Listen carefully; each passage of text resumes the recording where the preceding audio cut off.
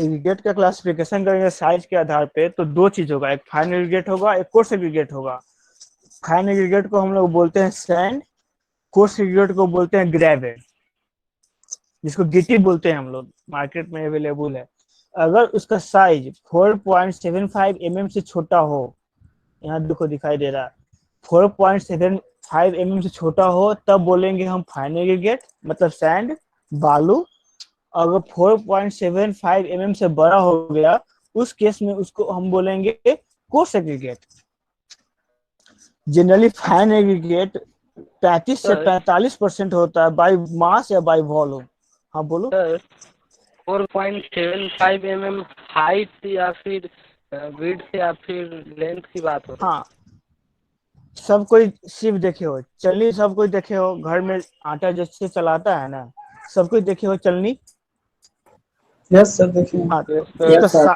वो जो उसका जो साइज होता है ना, इसे ये सब के सब साइज देखिए, उसका साइज हम बता रहे हैं। कोई भी ये शिव है, कोई भी शिव हुआ, शिव साइज के आधार पर बताया गया है। शिव का जब साइज होता है ना, तो वहां पे जब दो अलग अलग एलिमेंट को ऐड किया जाता है एक दूसरे पे, तो वहां पे वो स्क्वायर साइज होता है वो। ठीक है, उससे अगर पास करेगा, 4.75 mm से पास कर जाएगा, उसको बोलेंगे हम लोग, फाइन इसको एग्रीगेट। Fine aggregate. और नहीं पास करेगा उसको बोलेंगे coarse aggregate, simply. Sir bulking क्या है? क्या? बल्किंग सर मोर होता अधिक होता है फाइन एग्रीगेट्स में, और बल्किंग कम होता है कोर्स एग्रीगेट में, इसका मतलब क्या है सर? बल्किंग ऑफ सैंड एक प्रोसेस होता है, सिंपली।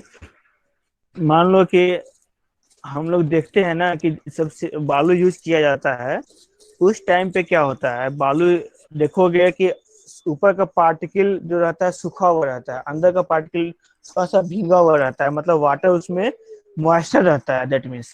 ठीक है, जब हम लोग यूज करते हैं ना, जब हम लोग पेस्ट तैयार करते हैं या फिर मिक्सचर तैयार करते हैं, वहां पे पानी जो यूज करेंगे, उस बल्किंग ऑफ सैंड पे डिपेंड करता है कि कितना परसेंटेज ऑफ वाटर हमें यूज करना था और पहले से कितना वाटर था।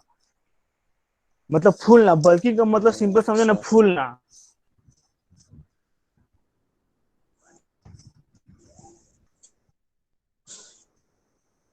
ठीक। आएगा, आगे आएगा, वेट करो, आगे आएगा सब चीज के बारे में टर्म।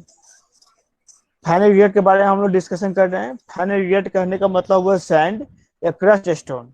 क्रस्ट स्टोन कहने का मतलब क्या जानते हैं, समझ रहे हो क्या हुआ? मान लो कि हमको 4.75 mm से छोटा छोटा साइज का पार्टिकल की आवश्यकता है, लेकिन नेचुरली अवेलेबल नहीं है, हम लोग क्रश कर सकते हैं स्टोन को, वहां से हम लोग बना सकते हैं उसको। कोई दिक्कत? Yes sir. यस सर, क्या दिक्कत है बताओ। दिक्कत नहीं है सर, समझ आया। अच्छा, ठीक है।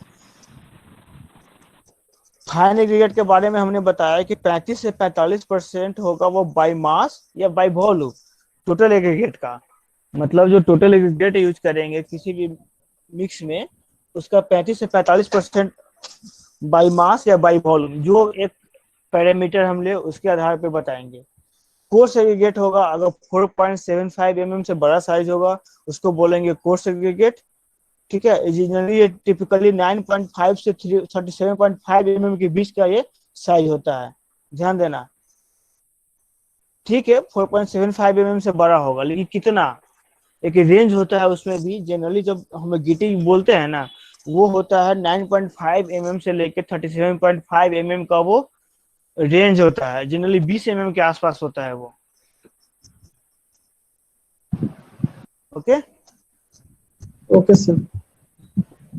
एग्रीगेट का क्लासिफिकेशन करेंगे हम लोग एग्रीगेट स्पेसिफिक ग्रेविटी के आधार पे। अभी हमने स्पेसिफिक ग्रेविटी को डिफाइन किया था, density of substance to the density of water at 4 degree centigrade. ठीक है, उसमें हम लोग डिफाइन करेंगे कि नॉर्मल वेट एग्रीगेट है, लाइट वेट है या हेवी वेट है। ठीक है, नॉर्मल वेट कहने का मतलब हो गया कि उसका जो डेंसिटी होगा 2200 से 2400 किलोग्राम पर मीटर क्यूब होगा। वहीं लाइट वेट कहने का मतलब हो गया 1350 से 1850 किलोग्राम पर मीटर क्यूब उसका डेंसिटी होगा। और हेवी वेट कहने का मतलब हुआ कि अगर 6400 केजी पर मीटर क्यूब डेंसिटी होगा तो हम बोलेंगे उसको हेवी वेट। अब नॉर्मल, जैसे नॉर्मल वेट एग्रीगेट है, उसका कुछ एग्जांपल है सैंड, ग्रेवल, क्रस्ट स्टोन वगैरह। और वहीं लाइट वेट का हो गया सेल, क्ले, स्लेट, स्लैग, ये सब हुआ हमारा लाइट वेट एग्रीगेट। क्ले वगैरह सब समझते होंगे, जो स्मॉल पार्टिकल होता है ना इसका, सैंड से भी छोटा, बालू से भी छोटा पार्टिकल देखोगे, धूल धूल वगैरह होता है ना, वही सब होता है क्ले वगैरह। हेवी वेट कहने का मतलब हुआ जैसे ये सब, ठीक है अटेंडेंस ले रहा हूँ। जैसे बेराइट हुआ, लिमोनाइट है, मैग्नेटाइट है, हेमेटाइट है, ये सब है हमारा हेवी वेट एग्रीगेट है। ठीक है। अब जैसे जाओगे, रेलवे के किनारे जाते हो, कभी घूमते हो ना रेलवे ट्रैक के किनारे, वहां पे बोल्डर रहता है,